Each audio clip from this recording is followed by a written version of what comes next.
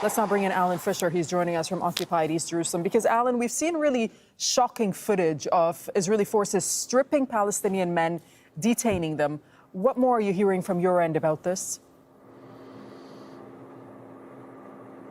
Well, Hamas just in the last hour has condemned what has happened to the men, calling on international human rights organisations to inquire and investigate and essentially to condemn what has happened. Of course, there are echoes from history where you see men that are being stripped and led off to locations unknown.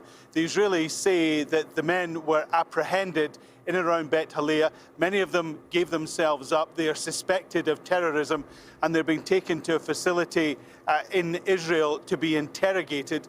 Also, at the same time, around 100 other men were detained and they have been taken to a special interrogation facility that has been set up in Gaza to find out what they know and to see if it can help the Israeli war effort. Of course, there is criticism of the Israelis for doing this because many people recognize very familiar faces in the group, some saying that one was a student, one ran the local store, another one had no connection with terrorism as he lived in an apartment block, and a number of people identifying a local journalist among those who were arrested. Now, John Kirby, who is America's National Security Council spokesman, was asked about the arrest of a journalist and others during the briefing in the White House on Thursday. This is what he had to say. I'm not going to respond to every event on the ground and every occurrence. I haven't seen those images. It would be imprudent for me to comment on that. We don't, just as a general statement, we don't support any targeting of journalists one way or another, anywhere in the world. They have a right and a responsibility to be there reporting on this. We believe that they should be allowed to do their jobs, and we certainly don't, would never condone any inhumane or violation of law treatment of any innocent civilian. But I can't speak to those specific reports. Of course, it would be a violation of international law for prisoners of war to be treated this way, for pictures to be taken of them and then published. Daniel Hagari, who is the Israeli military spokesman, was asked about the video but didn't address it directly. Another spokesman said that they had no idea where the video came from. But if you look at the video, it is filmed from on the ground, and it is clear there is someone who is within the area that the Israelis are operating. So it points to either someone from the Shin Bet, the Israeli intelligence service, or an Israeli soldier himself who has recorded it and released it. The big worry for many international aid organisations, for human rights organisations, is that it's entirely unclear where these men have been taken or what may actually happen to them. Okay, thank you. Alan Fisher reporting from occupied East Jerusalem. Let's now speak to Sha'wan Jabarin, who's the director of the West Bank-based Palestinian human rights organization Al-Haq. He's joining us from Morocco's capital, Rabat. Welcome to Al Jazeera. Thanks for your time. Can you first comment on these images that I'm sure you've seen of about 100 Palestinian men who have been stripped, made to kneel on the street in northern Gaza? When I saw this first time, I was shocked, but in the same time, I said this, this practice with the one who killed children and killed civilians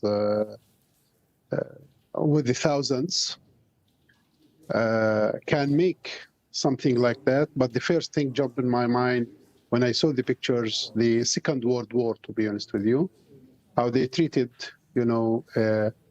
detainees and those they were arrested or prisoners of war.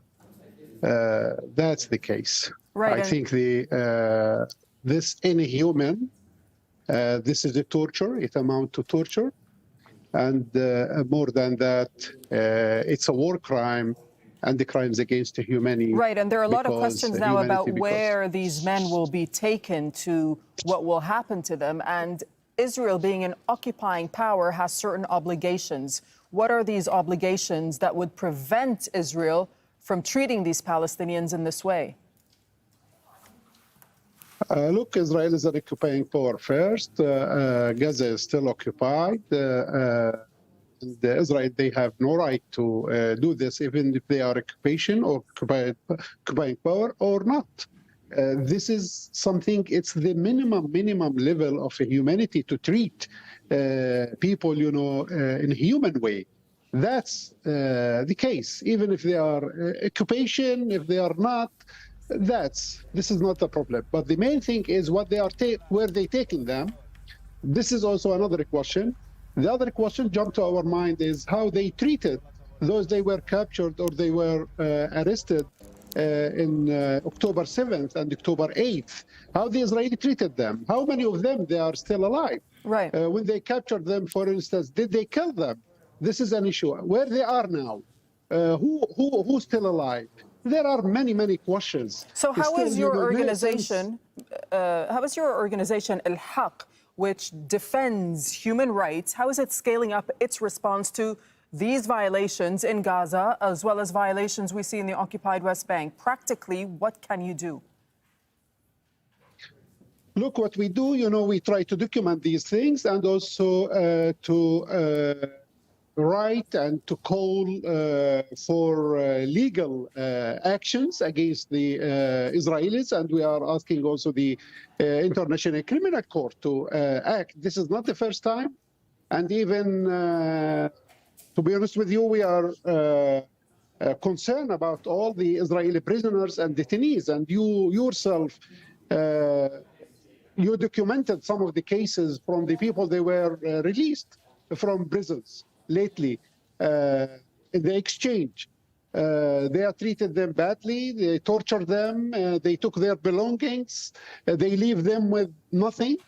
They reduce even the food, the quantity, quality, and everything, water for showers or bathroom, or all of these things. This is how they are treating. This is part of the revenge against also the Palestinian prisoners. We're concerned about the lives of the Palestinian prisoners. 6 of them, they were died in detention. Some of them, they were arrested just 2 days before they passed away.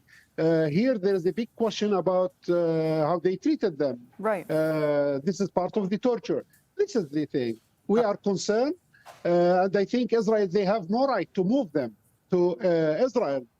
We don't know where they took them now from Gaza. All right, we'll leave it there. Sha'wan Jabari, and thank you for speaking to us from Rabat. Thank you.